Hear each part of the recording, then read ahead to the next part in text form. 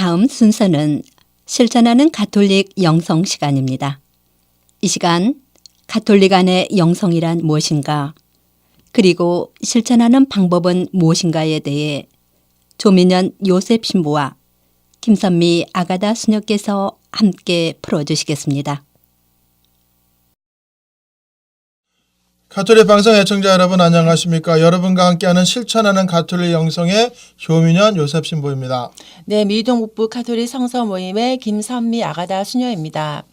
오늘은 실천하는 가톨릭 영성 세 번째 시간 아침 기도에 대해서 살펴보겠습니다. 네, 일반적으로 아침은 좋은 시작을 상징합니다. 성경에서 아침은 하느님 그리고 창조 사업을 상징하는데요.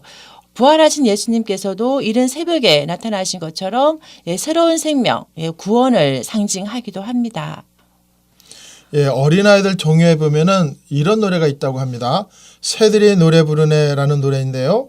새들이 노래 부르네 아침이 왔다고 삘릴레 삘릴레 쫑쫑쫑 맑은 새소리 오늘도 노래 부르네 즐거운 하루 나는 행복해. 이른 아침이 오기 전에 어떤 한순간이 있다고 합니다. 어둠이 여전히 깊게 깔려 있어 보이지는 않지만 새벽을 기다리는 사람은 새벽이 오는 소리를 들을 수 있다고 합니다. 처음에는 새들이 모여 소리를 맞추는 것처럼 단지 작은 소리로 들을 수 있습니다. 그리고 새들의 잔잔한 노래들 사이로 새날이 다가옴을 느낄 수 있습니다. 아침을 알리는 새들의 노래이죠. 새들은 새벽을 당연한 것으로 여기지 않습니다.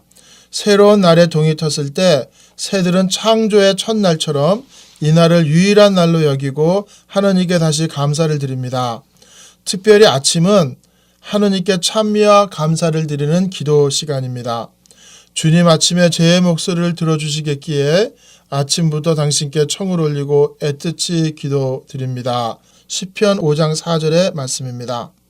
네, 수도원이나 신학교에서도 하루를 열 때는 아침 기도로 시작합니다.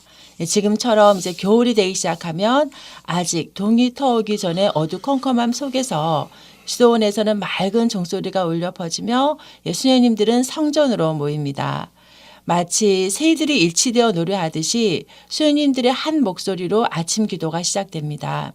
제일 먼저 주님 제 입시유를 열어주소서 제 입이 당신 찬미를 전하오리다로 기도를 시작하면서 새로운 날을 주신 하느님께 감사와 찬미의 기도를 드립니다.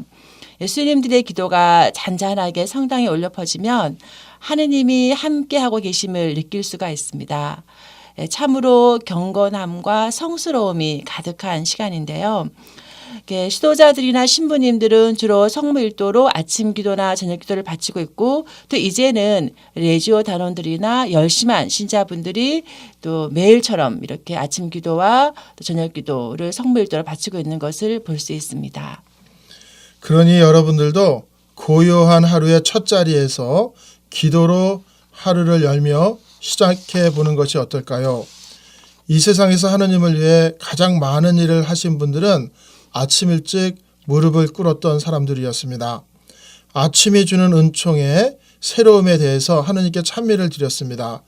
이른 아침 동이 트는 순간에 우리의 마음의 첫 움직임을 하느님께 드린다면 우리는 남은 하루에서도 주님 안에서 생활할 수가 있습니다. 우리가 하루를 어떻게 시작하느냐에 따라서 우리가 하루를 어떻게 살지가 결정됩니다. 우리들 대부분은 다소 기계적이고 습관적인 방식으로 하루를 시작합니다. 알람 시계가 울리거나 커피가 내려지는 소리를 들으며 일어나 세수를 하고 하루를 시작하는 것처럼 우리는 시작하기 위해 시간을 정하거나 또 그렇게 해야 한다고 믿습니다. 우리는 매일매일의 새로운 날들을 당연한 것처럼 여깁니다.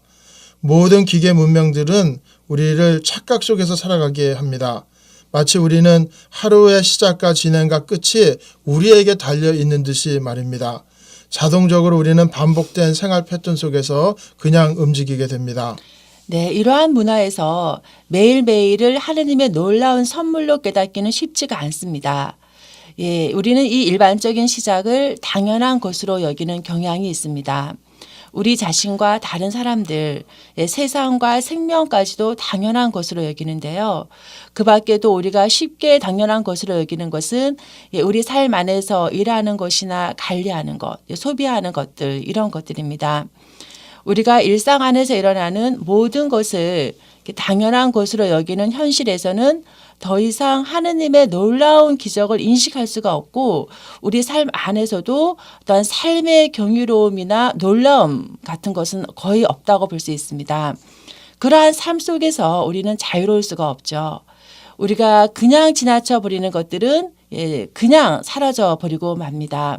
우리가 지구를 당연한 것으로 여긴다면 깨끗한 음식과 공기도 우리에게 당연한 것으로 다가올 것인가? 관계들을 당연한 것으로 여긴다면 어떤 관계를 지속할 수 있을까 싶습니다. 우리의 인생에서 가장 소중한 것이 있다라면은 그것은 관계일 것입니다.